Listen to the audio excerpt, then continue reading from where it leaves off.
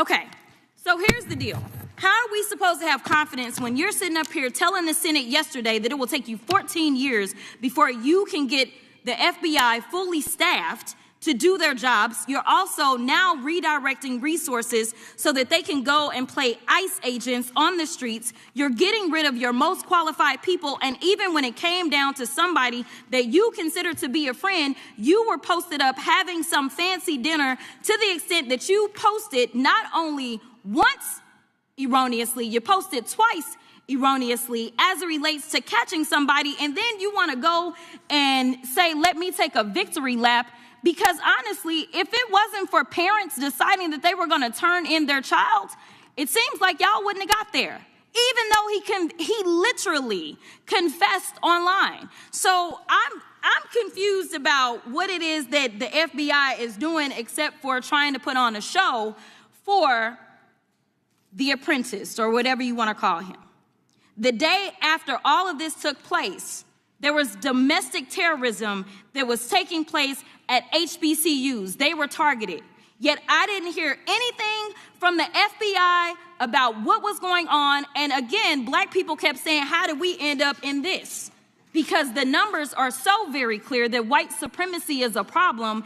And honestly, I've not heard anything out of you today that makes me believe that you're going to do anything about the white supremacy problem. The one that is leading to children being killed, children being shot, as well as members of their community as they're worshiping in their churches. The time of the gentlelady has expired. If the gentleman would like to respond to any of that. Well, I mean, I'll respond. Kash Patel, as I said when I introduced him, public defender, former prosecutor, top staffer on the House Intelligence Committee, Deputy Director of National Intelligence with the National Security Council, Chief of Staff at the Department of Defense, and FBI Director. I think that's a pretty good resume for the guy who's now running the top law enforcement agency in our country. And we've seen all the stats that he's given to the committee on how much better they're doing at getting the bad guys than the previous guy was doing. With that, I recognize the gentleman from South Carolina. Thank you, Mr. Chairman. Director Patel, I think you're witnessing some auditions, clickbait auditions for the Academy Award for my Democratic colleagues. We'll see how they fare as they're on MSNBC later on today. But do you care, before I launch into my line of questioning, to respond to Ms. Crockett from Texas on that very elaborate and theatric display? Here's what I've learned in my government service. I don't give a damn what they say about me as long as I'm succeeding in the mission. We're succeeding in the mission because the men and women of the FBI have never been empowered to do more work and to hit the streets harder than by President Trump's authorities and resources he's given us.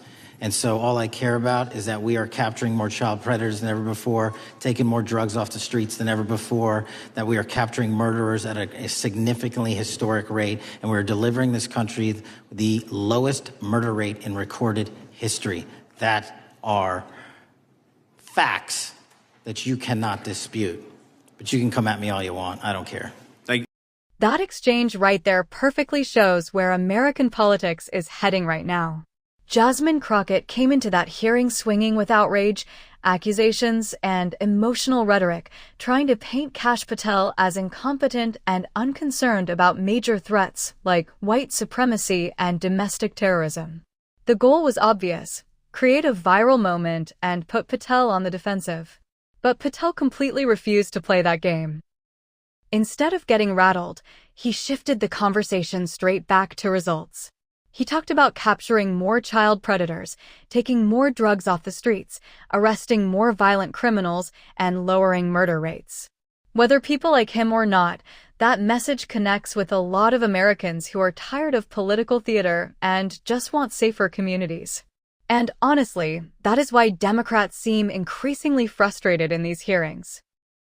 The old strategy of throwing accusations and expecting Republicans to immediately fold is not working the same way anymore. Patel basically sent the message that he does not care about the personal attacks as long as the FBI is producing results.